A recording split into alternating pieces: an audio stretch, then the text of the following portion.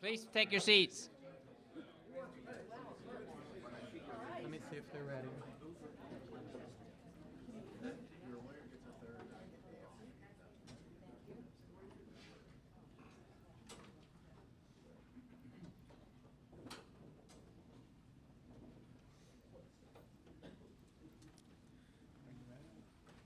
Welcome to today's public comment period for our regular board cycle of meetings.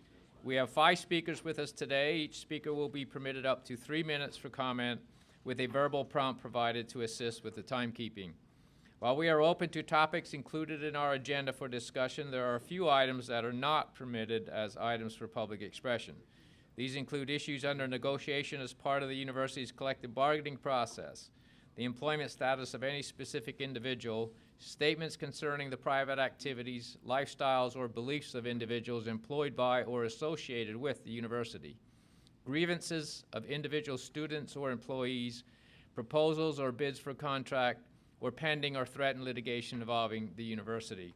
As I introduce each speaker, I would ask that you please come to the podium to make your remarks. Our first speaker, alumnus Jeff Goldsmith, has asked to speak about Emeriti Trustees provisions.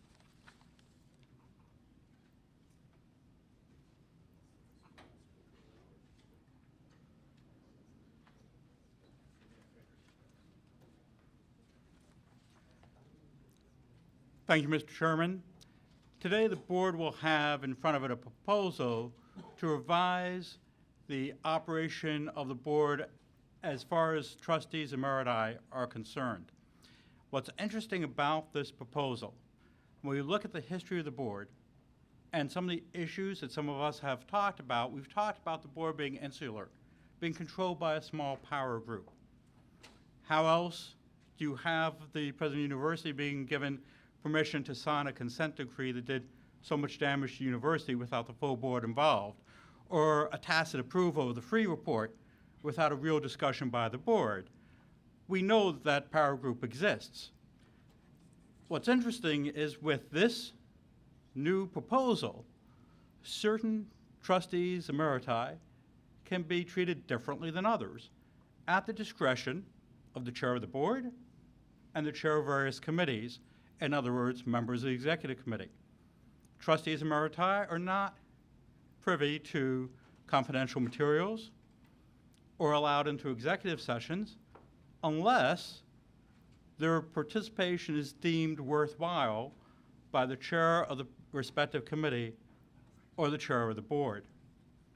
The effect of this new way of handling trustees emeriti is to allow the power group to retain that power beyond their term as trustees. We can have trustees who have been rejected by their various constituent groups remain in a position of authority and power and having access to confidential information just because they're invited to by the chairman of the board and the chairman of various committees. This takes us exactly down the wrong path that we've been down before. It hardens that path, and that it does not allow for true representation of the various constituency groups if their will can be so easily overturned. One other very quick matter, now that I've finished these discussions. At the end of the last board meeting, I and another alumni were approached in the hallway by Dr. Erickson, who expressed his opinion that he felt we were only talking negatively about the university. I will tell you this, I love this university. I've said that in previous public comments. I did not get off work yesterday at 11:15 to get up at 5 o'clock this morning to drive 4 hours to hear myself talk. I did it because I love this university. I want to see this university progress. Dr. Erickson turned down an offer to meet one-on-one to have a proactive, positive discussion, despite his earlier calls for civil discussions. I want to expand that. I've been here, and you've heard me many occasions. I would be willing to sit down with any trustee for confidential and positive discussions on how we move forward. You want to move forward? I believe we should. We need to put the divisiveness behind us, but in a way that's going to be effective and positive and building this university for the future. Get in touch with me. I'm easy to find. Tap my shoulder in between meetings. Let's sit down and talk and move together to move this university forward. Thank you.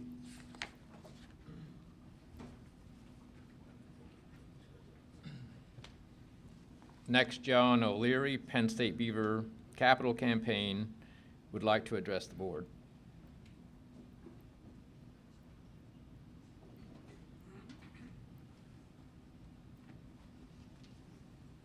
Good morning. Thank you, Mr. Chairman. I would just like to take this opportunity to express my appreciation for the really tremendous experience I had helping the capital campaign for this local campus. And I just wanted to reflect on that just a little bit, because these local campuses can be so important in the local communities. And as I'm sure you're all aware, many of you may have started in them. And I would preface my remarks by saying I'm not a Penn Stater, my wife isn't, and none of my kids were. But I was well acquainted with Gary Kiefer, the previous chancellor here, and he'd asked me to help. And of course, I did the worst thing you can possibly do. I went to 2 consecutive meetings, and that makes you a chair or co-chair. And then as I learned a little bit more about it, I learned some very positive things. The most positive, I think, was the quality of this campus. Now, I'm a lifelong resident here, but I had never spent any time here. This came into existence about the time I graduated from high school. And I found the place to be much more sophisticated. It's a beautiful campus, physically beautiful, and getting more beautiful all the time thanks to your support. There's a couple of big reminders here that I'm sure you've been shown recently that are thanks to your generosity. There's a really interesting student body here. They're very active, and in the course of the capital campaign, I got to go to a few events and came away very impressed with that. The faculty just astonished me, actually. The truth is, I had no idea that there was such good quality faculty here locally. And so really, this is a tremendous community asset. The 2 things that I learned that I would like to share with you is, when we went over the outlines of the capital campaign, there were 5 or 6 of those headline things, and you could sort of focus on what you wanted to focus on. And I said, well, my interest is in scholarship, because I think it's important to get people educated, however, and in whatever manners we can be devised. And I did find that it's actually not inexpensive to come here, even if you live at home. Again, you know it, but I think the average person walking down the street doesn't know it. It's surprisingly expensive. So scholarship, even to those that live at home and come here, is important. So I said, well, I'm going to focus on that. I'm going to talk to people in this community and remind them of that. I will tell you this, that when I did that with educated, intelligent community leaders, almost to a person, they didn't realize how expensive it was to come here. So that should always be present in your mind, that this question of cost and the net cost, I mean, the gross cost is one thing, but the net cost and the scholarship availability is important. So we focused on that. We gathered up a little bit of local money to create a couple of scholarship things here. And that was a very sort of positive experience. I think more of that could be done. And my final comment would be, I think that these campuses, and I know this one a bit better now, are such an important part of the community, and I don't think they're as well understood as they might perhaps be. So as you think about budgeting things, I think issues about sort of local marketing, visibility, these kinds of things, I think could be improved on. I think you might attract a better quality of student over time. I said that they don't like it when I say this, but I said, I think you guys have your light under a bushel. And I don't mean that in a negative way. I just think that it's a better place than most people realize. So as you think about this campus and others, I would encourage you to sort of put that in perspective and say, are there things that we could do to make this more visible and more appealing and more attractive and bring the community in a more active way? So thank you for the moment.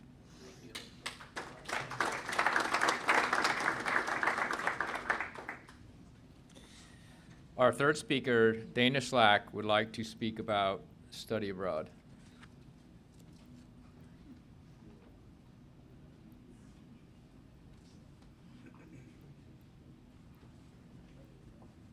Hi.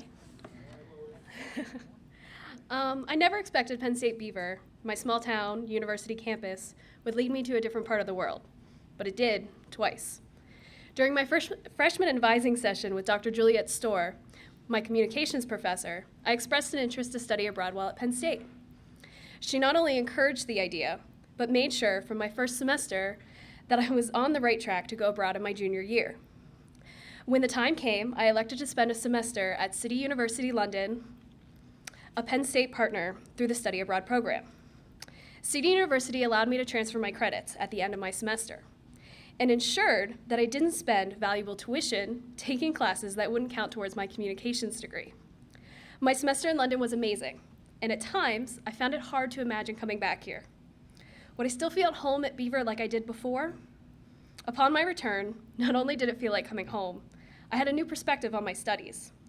Studying at Beaver had prepared me for my experiences abroad, and I was more aware of what to expect when I arrived.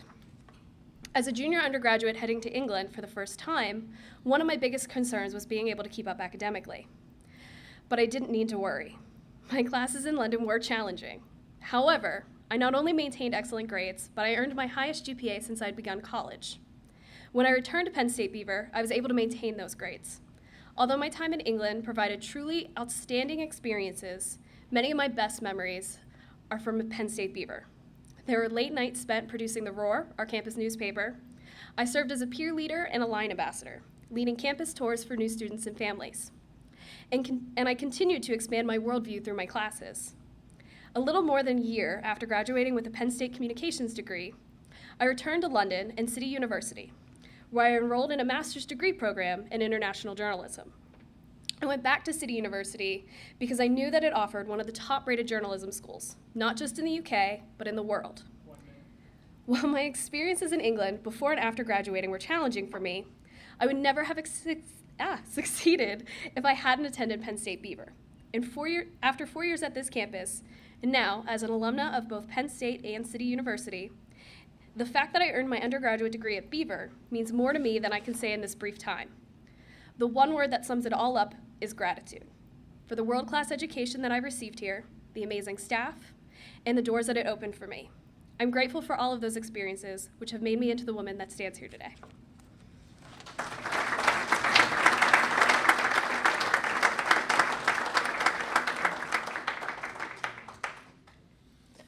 John Herdnicke, Penn State alumnus and Campus Advisory Board, would like to address the support of the campus and Commonwealth campus structure.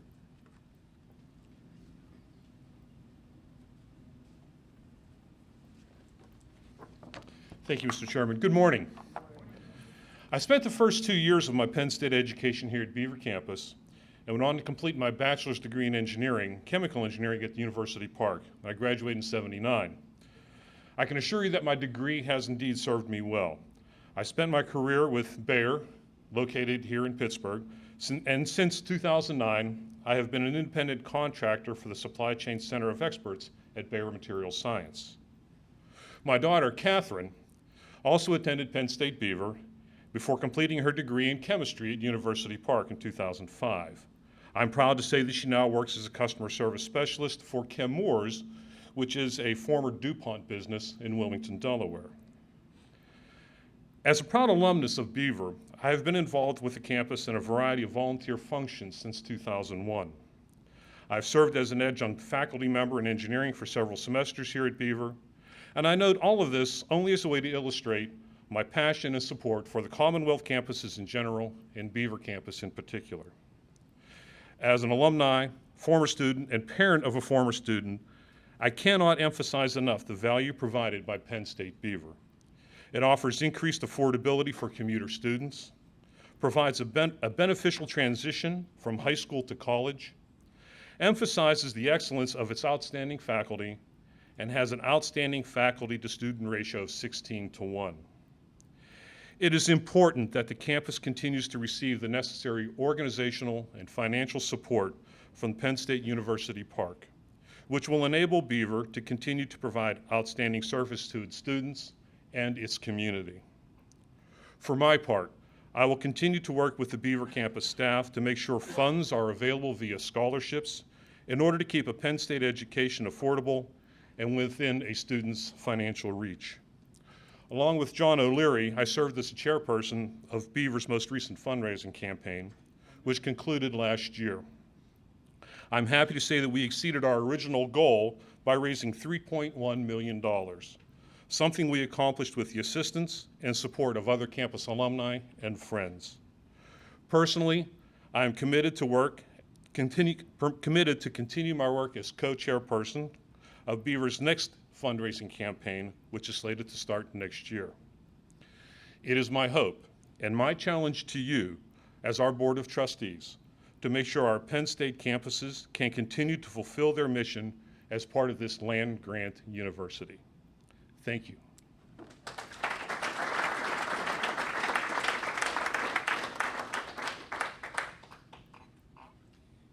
Our last speaker, alumnus Steve Wellendorf, would like to address the impact of Penn State Beaver.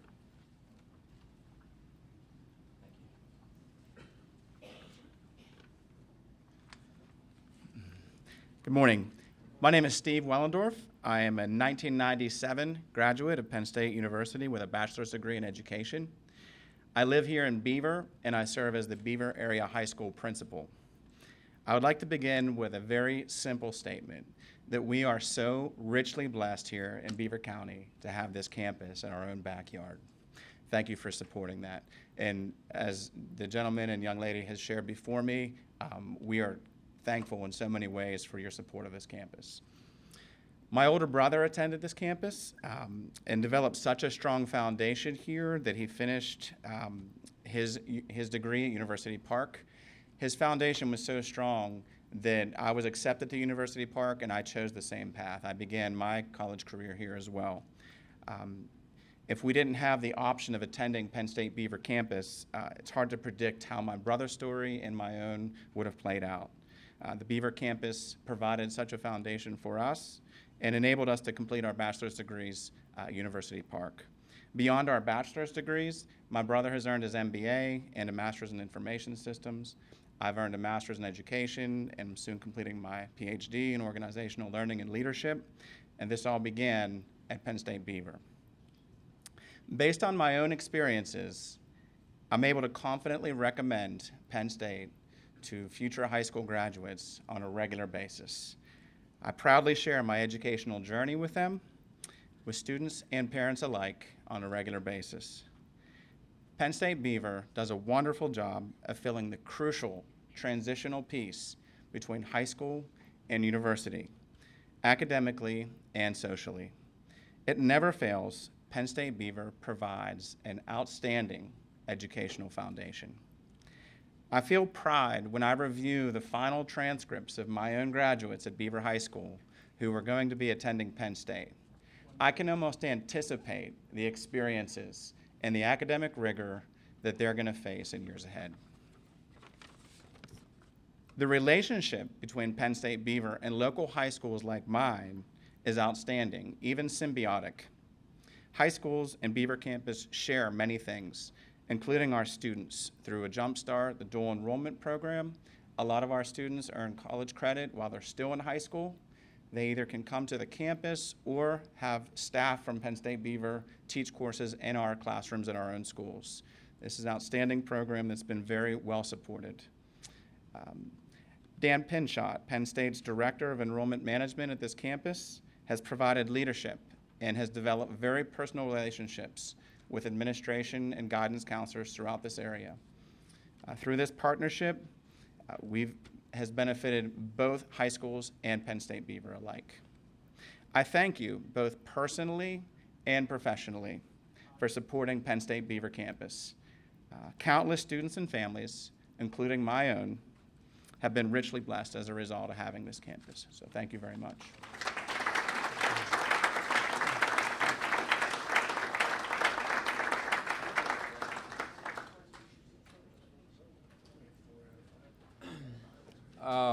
We're going to break now for a campus tour, and I would invite all 5 speakers to join us for that campus tour and lunch, since you were so patient in waiting for our delay in our public comment session. So, okay, we'll now adjourn, and we'll reconvene for the public meeting. This room will be locked, so you can leave.